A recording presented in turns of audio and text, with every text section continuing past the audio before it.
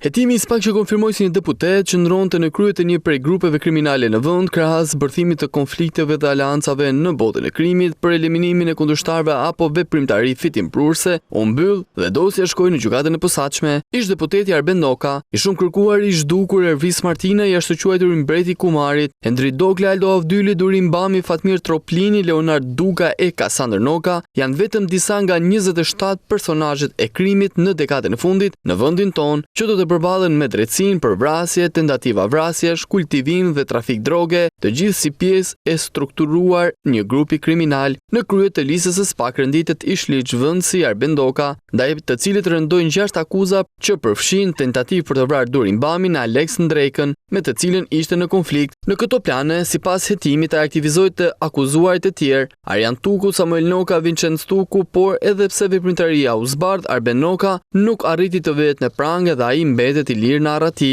Plani të Ndokës për të eliminuar vëllezërit Durin dhe Valter Bami ju bashkua dhe Ervis Martinaj. E Aldo Avdyli, krahas të tjerëve, sipas parimit të kundërshtarit të përbashkët, i zhdukur pa gjurmë prej gushtit të vitit 2022, Ervis Martinaj akuzohet nga SPAK për 13 vepra penale që përfshin nga vrasjet tek drejtimi i grupit të strukturuar kriminal. Sipas bisedave të zbardhura në Sky, ai kërkonte të vrisë edhe Leonard Dukën dhe disa persona të tjerë të cilësuar antar të ashtu të konsiderueshmit klanit Duka me bazë në Tiranë. Durim Bami ka qenë disa herë shënjesër atentateve, në një prej të cilëve u përfshi dhe Marklen Haka, po ashtu i konsideruar si një prej të Niklës, ku vepronin të dyja palët. Nisur nga sulmet e përsëritura, Durim Bami sipas hetimit nisi një aleancë me Hendrik Doklen dhe në shënjesër të parë kishin Arben Dokën. Në dosjen e revanshi zbardha atentati me eksploziv ndaj Prank Gjinit, duke lëvizur me makinë në Tiranë, për të cilën SPAK thotë se u krye për gjakmarrje. Organizatori ishte Elson Reçi, alias Elson Kaçorri, në bashkëpunim me anëtarë të tjerë këtij grupi kriminal, Fatmir Troplini dhe Klodian Shahini, si dhe shtetas të tjerë të paidentifikuar, Arjan Tuku, Kasandër Noka dhe Edson Jozëk. Sipas SPAK, gjatë muajve qershor-nëntor të vitit 2020, kanë organizuar, drejtuar dhe financuar një grup të strukturuar kriminal të destinuar për trafikun e bimëve narkotike Cannabis Sativa për në vendet e Bashkimit Evropian në bashkëpunim me të pandehurit Oltjon Zefi dhe shtetas të tjerë të paidentifikuar. Në dosje zbardhë dhe përfshira 2 ish efektive të policisë në mbështetje të grupeve kriminale për kultivimin e drogës.